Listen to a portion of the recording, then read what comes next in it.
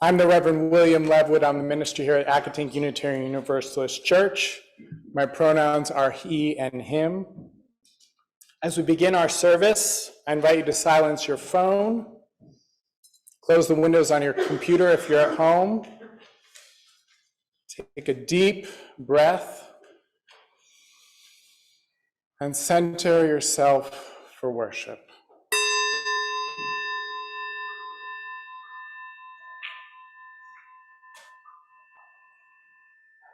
We open in welcome to the ancestral people of this land, acknowledging that our church, like all of Burke, rests on the unceded territory of the Manahoac tribe of the Great Sioux Nation.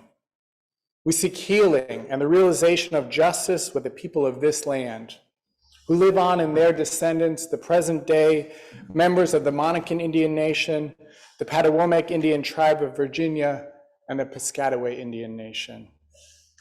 We honor the ancestors as we move towards healing so that all together shall one day know full justice. Our chalice lighting today is an excerpt from the song we sang often, The Fire of Commitment by Mary Catherine Mourn. When the fire of commitment sets our mind and soul ablaze, when our hunger and our passion call us on our way, when we live with deep assurance of the flame that burns within, then our promise finds fulfillment and our future can begin. Welcome to Accotink Unitarian Universalist Church. I am Nancy Melito.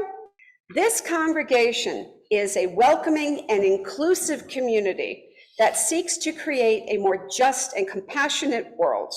If you're new to Accotink and would like to talk more about this church, just about anyone here can tell you about us. Our greeters, our minister, myself, anybody with a cross-stitch name tag or visitor name tag. Go ahead, ask anybody. Whether you're a longtime member or a newcomer or something in between, we encourage you to stay for a social hour online and in person immediately after the service. And we're so delighted that you have decided to join us today. Welcome. Today is by Joy Harjo, and it is titled Remember. Remember the sky that you were born under. Stories. Remember the moon, know who she is. Remember the sun's birth at dawn. That is the strongest point of time. Remember sundown and the giving away to night. Remember your birth, how your mother struggled to give you form and breath. You are evidence of her life, and her mother's and hers. Remember your father. He is your life also. Remember the earth whose skin you are. Red earth, black earth, yellow earth, white earth, brown earth. We are earth. Remember the plants, trees, animal life, all who have their tribes, their families, their histories too. Talk to them, listen to them. They are alive poems. Remember the wind. Remember her voice. She knows the origin of this universe. Remember, you are all people, and all people are you. Remember, you are this universe, and this universe is you. Remember, all is in motion, is growing, is you. Remember, language comes from this. Remember the dance language is, that life is. Remember. I want to begin this morning by giving us a ground for thinking about what changes everything. By talking about something that's changes that are sometimes referred to as keystone changes. Author Charles Duhigg shares an example of a keystone change in his book, The Power of Habit. In 1987, Paul O'Neill became the CEO of Alcoa, the aluminum company of America. And most investors thought the company's value was going to tank when they heard O'Neill's first statements, his first speech about his plan to focus on making Alcoa the safest company in America. No talk of dividends or rising profits. His plan was to focus on making Alcoa the safest company in America. It turns out those who thought that this would cause the company to tank, the joke was on them. Within a year after that speech, Alcoa's profits hit a record high. And by the time Paul O'Neill retired 13 years later, the company's annual net income was 5 times larger than when he started. Charles Duhigg explains that this is an example of a keystone change, a change that has a ripple effect that changes everything. This is what happened at Alcoa. The focus on safety, it turns out, disrupted business as usual and led to many other unexpected and, as it turns out, highly profitable changes to the practices and culture at that company. A keystone change is just this, a change that changes everything. Is an action that makes towards a goal possible. It's a similar idea. What I've taken to calling making good soil. In some forms of Buddhism, to give another example, meditation is utilized as a keystone change. Meditating can calm the nervous system, and the attentiveness that's brought to the meditative practice can reveal the true nature of the self, which the Buddha said is that there is no distinct and separate self, but rather that the true nature of the self and of reality is one that Thich Nhat Hanh calls interbeing, a continuous process, that dance that language is, a continuous process by which all of life interacts in a dynamic interplay of relationship, that our very identity is a kind of identity in relationship. And from there, the recognition of the profound interrelatedness of all beings can soften our hearts, can be a kind of heartbroken openness that makes us able to be more compassionate and loving towards self and others. So you see, in meditation, in Buddhism, meditation functions as a keystone change, creating structure, good soil, causing a ripple effect of positive changes that make the practitioner more calm, more loving, more compassionate towards themselves and towards others. This changes everything.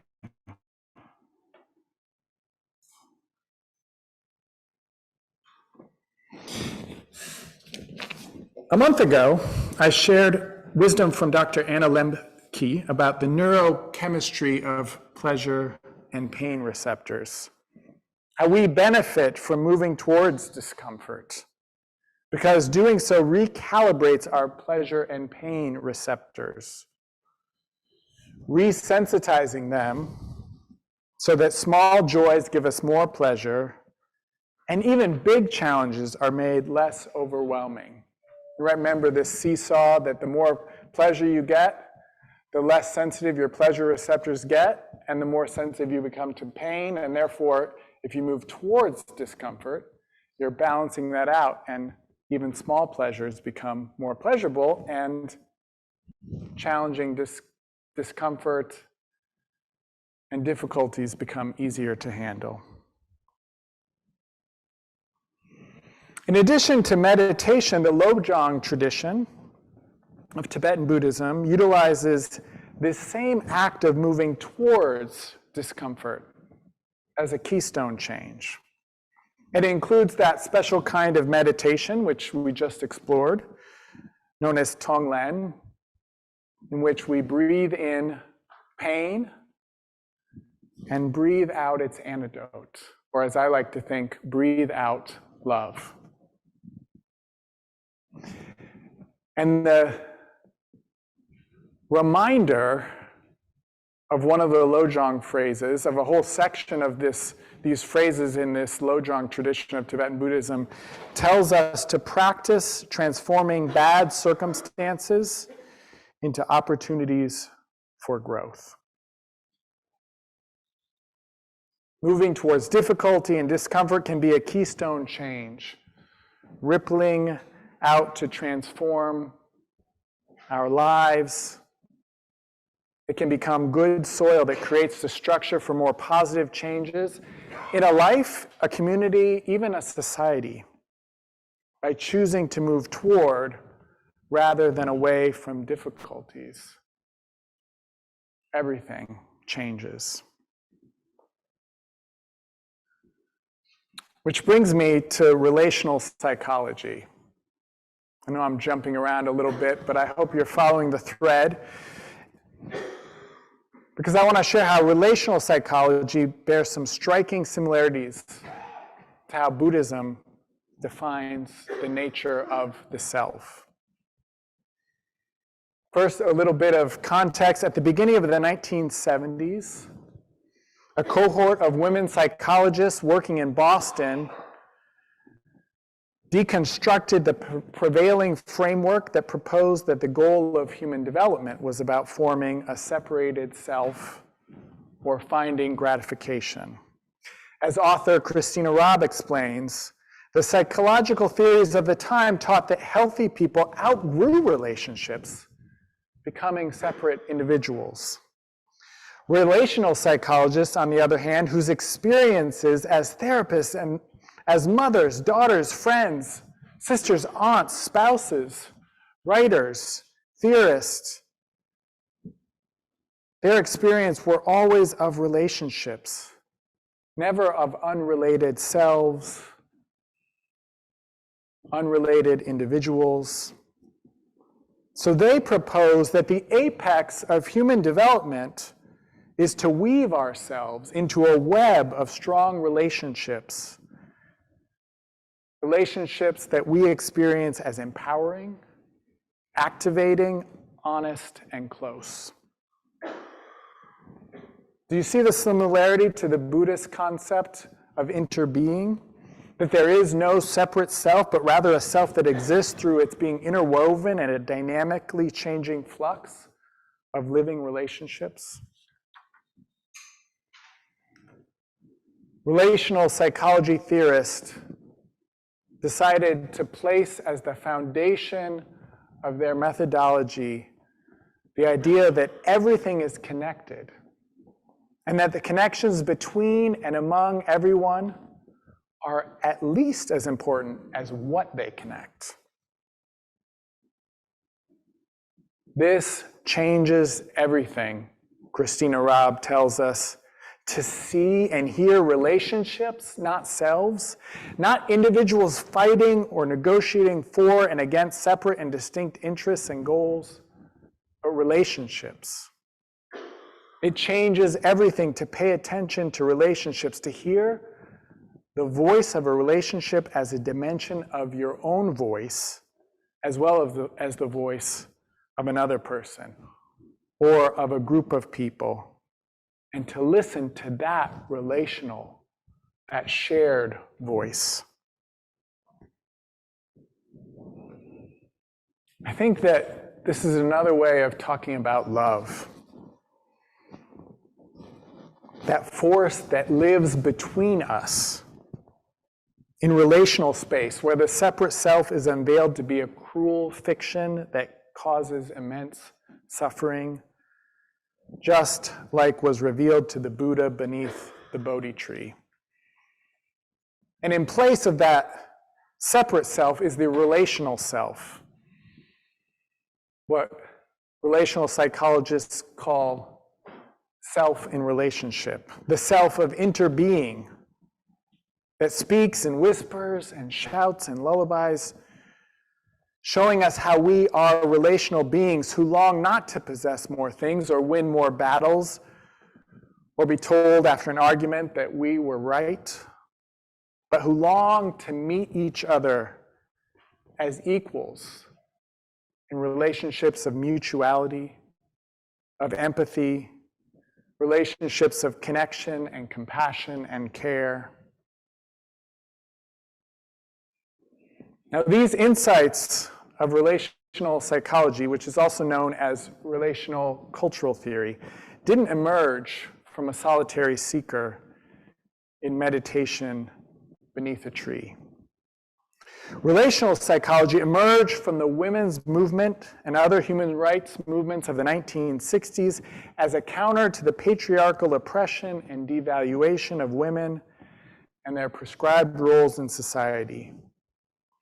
Jean Baker Miller's groundbreaking book, Toward a New Psychology of Women, published in 1976, demonstrated that what male psychologists had labeled women's weaknesses, hypersensitivity, merging, dependency needs, could be seen as strengths, as authenticity, empathy, the drive to connect, and the skills to stay connected.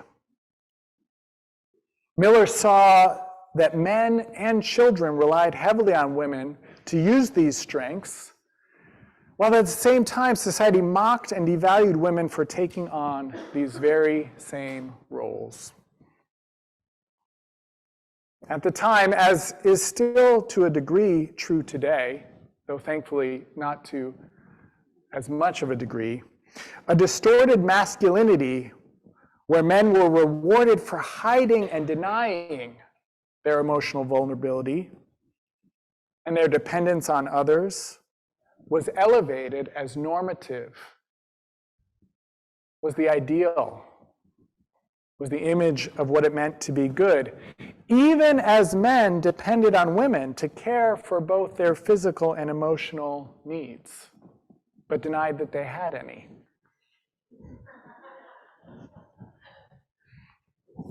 Some resonance in the room on that one. So I think we can see parallels between this relationship, this socially constructed relationship between men and women. It's not natural that it's this way. There's nothing essential about men or women that makes it this way. It's constructed, and the burden of this connection and the blessing is placed on women and girls, and the diminishment is encouraged, the tearing away from this necessary desire to connect and be in relationship is discouraged in boys and men. I think we can see parallels in how people in positions of dominance of all kinds devalue the contributions and attributes of those in subordinate positions, whether that dominance is based in racism, classism, homophobia, transphobia, or any number of other oppressive structures, even as those people in positions of dominance depend on the subordinate people and their contributions for propping up their own accomplishments and sense of value. The ways that women and others in subordinate positions in society are simultaneously used as a resource and devalued also mirrors the way plants, animals, and the earth is simultaneously used as a resource and devalued in our society. Relational cultural theory is not just a psychological framework, but a political resistance movement against patriarchy and other oppressive systems of dominance. For relational psychology, the keystone change, the good soil that makes it possible to counter domination and oppression, is the existence and nurturing of growth-fostering relationships that energize, empower, inspire, nurture, and deepen connection. And the same patriarchal power structure, Ayanna Elizabeth Johnson and Catherine K. Wilkinson tell us, that oppresses and exploits girls, women, and non-binary people and constricts and contorts boys and men, also wreaks destruction on the natural world. Dominance, supremacy, violence, extraction, egotism, greed, ruthless competition, these hallmarks of patriarchy fuel the climate crisis just as surely as they do inequality. Who knew I was going to talk about climate crisis as something that changes everything? I hope you saw that coming.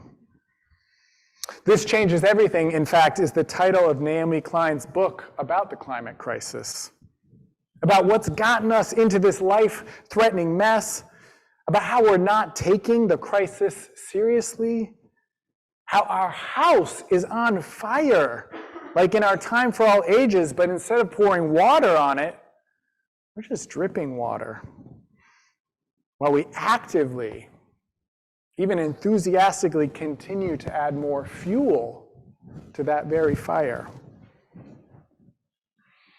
But Naomi Klein also points out how the climate crisis is an opportunity.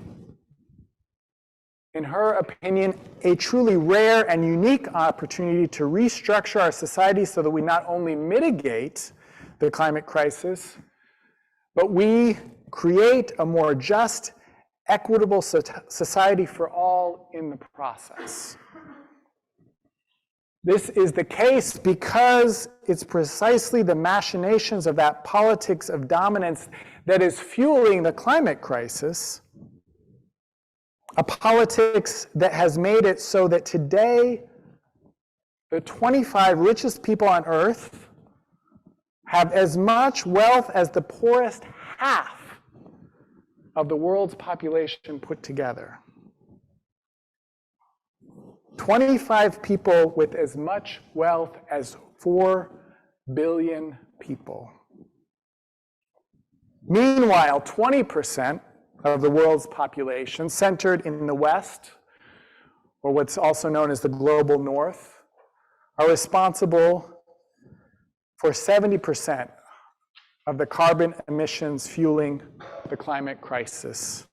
20% of the population responsible for 70% of carbon emissions. Guess what? That's us. We are that 20%. Our consumptive habits are what's fueling the climate crisis, what's changing everything, and not for the better. And it's coming for us. We know that because we're feeling it now with the Category 5 hurricanes, the forest fires raging out of control, the rampant flooding, the heat waves. It's coming for us now, but it's already been devastating communities in the global south for decades. Those other 80% of the world's population who only account for 30% of the carbon emissions that are fueling the climate crisis, the ones least responsible for causing it are the ones who are suffering the most from its effects. This should change everything for us. We should notice that our house is on fire. And we need to restructure those building blocks. This should change everything for us, but it only will if we treat it as the existential planetary crisis that it is. It's understandable that we don't. As Naomi Klein writes, we fear that letting in the full reality of this crisis will change everything, and we are right. We know that if we continue on our current path of allowing emissions to rise year after year, Klein writes, climate change will change everything about our world. Major cities will drown, ancient cultures will be swallowed by seas, and there is a very high chance that our children will spend a great deal of their lives fleeing and recovering from vicious storms and extreme droughts. And we don't have to do anything to bring about this future. All we have to do, Klein tells us, reminds us, lifts up for us, all we have to do is nothing. Just continue to do what we're doing now. All we have to do is not react to this full-blown crisis. Or we could build a fire truck, and then a boat, and then a truck to drive across the beach, and then a railroad track and a train when the road runs out. I'm talking metaphorically, of course. All of those things burn carbon, after all. But the characters in our Time for All Ages story don't do nothing. That's my point. They act like having their house on fire is a full-blown crisis, and they change. They change everything. And then they do it again. And they do it again. And they do it again. We can do this too. But only if we treat the climate crisis as a true planetary crisis. If we stand up to the oil barons, those super rich narcissists who have as much wealth as half the world and have gotten that wealth by lying and cheating and polluting,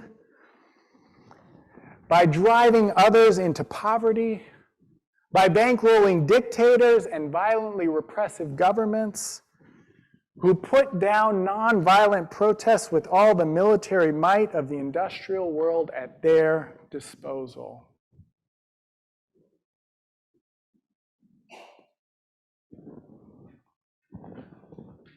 Okay, it's not as easy as in the picture book, is it?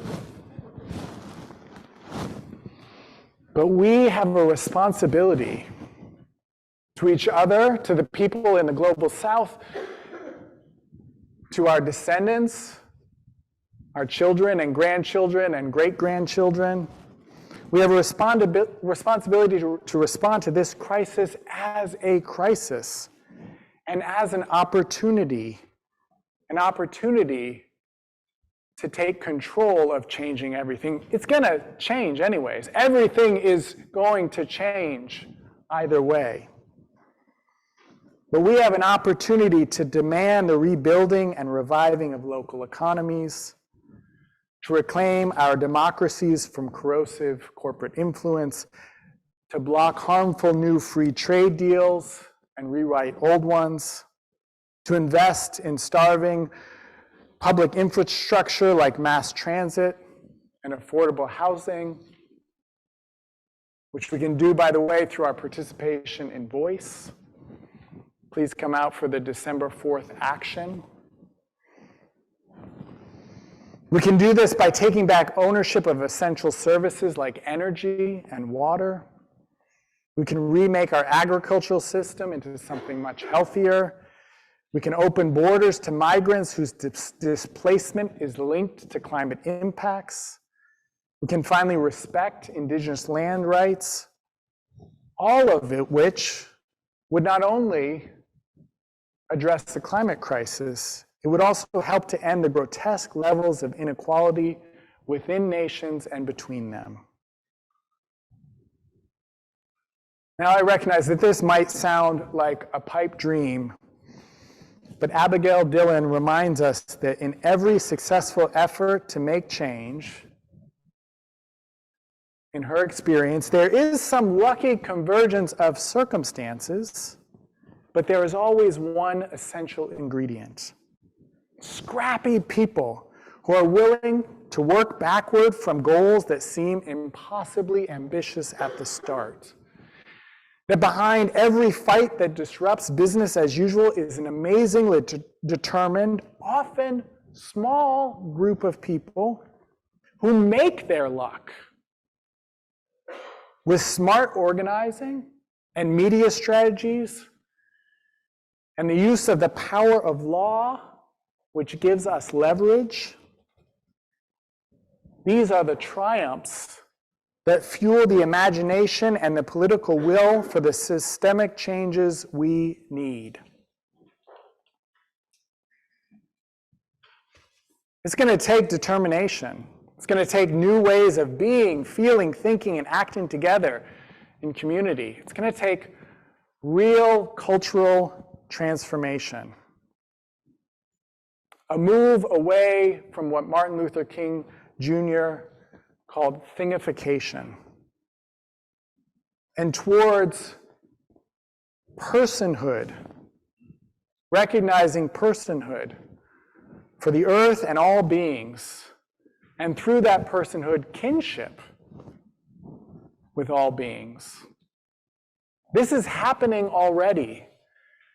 In Ecuador, the Constitution upholds the rights of nature, the personhood of ecosystems. If you can make a corporation a person, you can make an ecosystem a person. And that constitutional right in Ecuador has created the foundation for the protection of ecosystems through legal action in Ecuador. I also want to suggest another way to look at this. I want us to go back to Paul O'Neill's focus on safety. What if we focused on safety, on making sure that everyone and every being had a basic, fundamental experience of safety? Isn't that the foundational level that we build our well-being upon?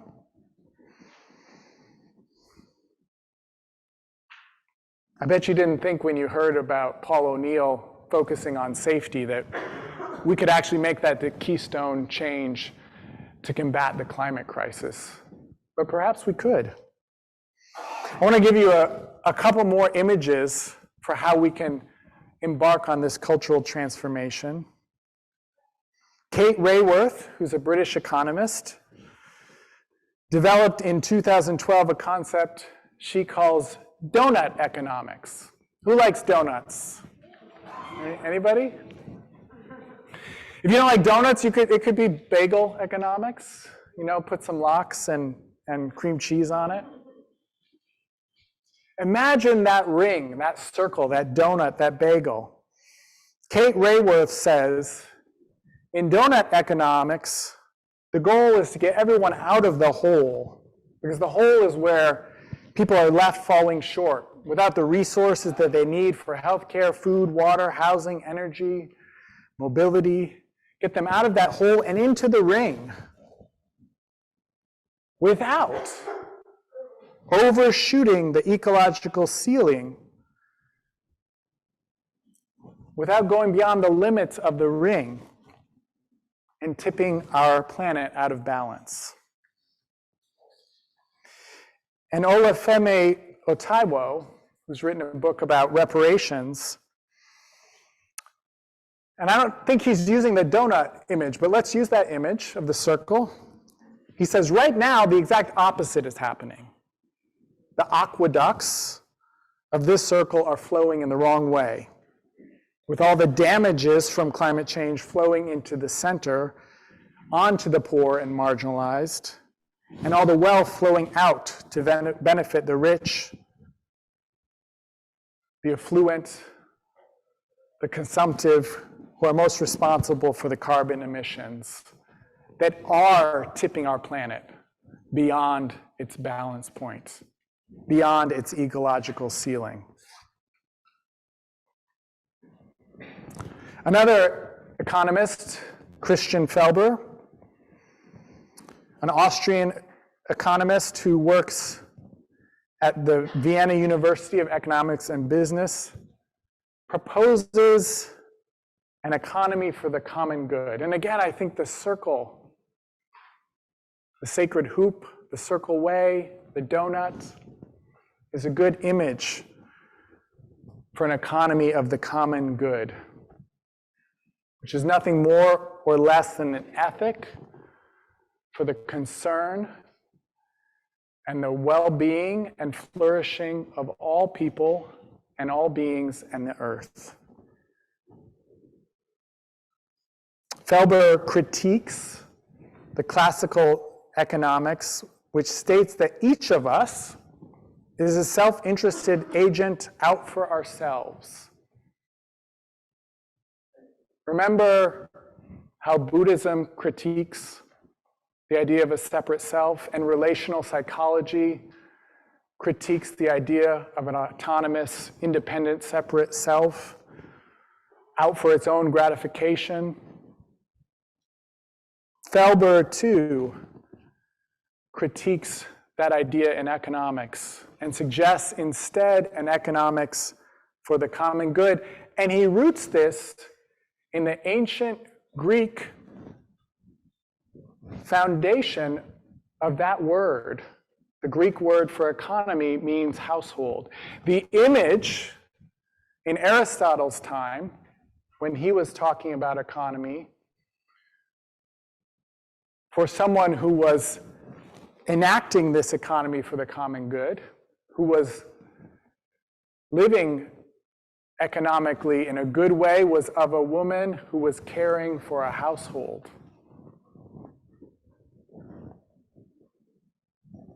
Felber tells us that this idea is common to all cultures. It even can be found in our United States Constitution. The guarantee to use our resources for the welfare of all.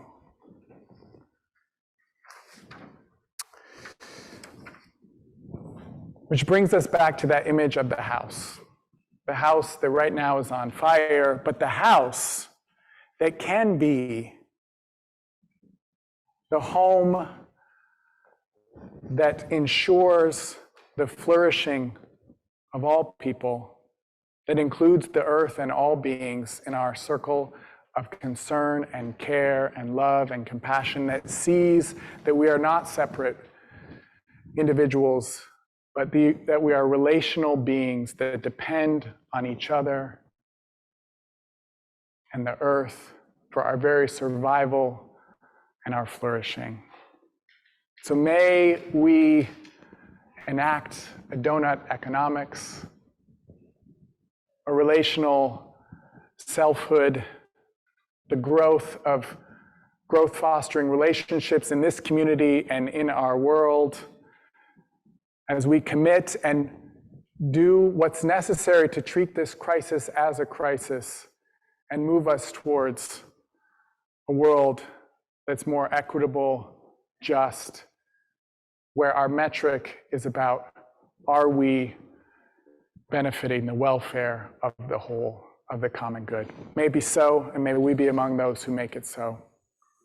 Amen, amen, amen, and blessed be. Though we will extinguish our chalice flame, we carry within us what we kindled, the light of inspiration, the warmth of compassion, the fire of commitment. May we bring these gifts into our lives and share them radiantly out into the world.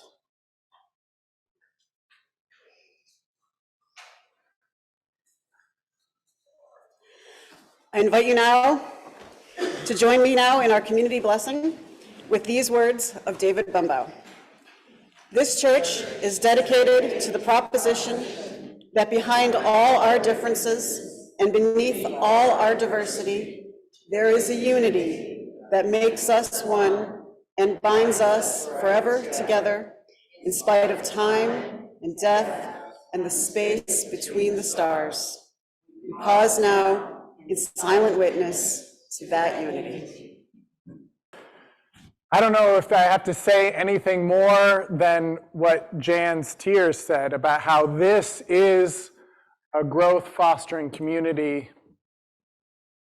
that embraces each and every one of us in a woven tapestry of community, and that we're called from that place of connection, empowerment, inspiration, to go out into the world and share it with others.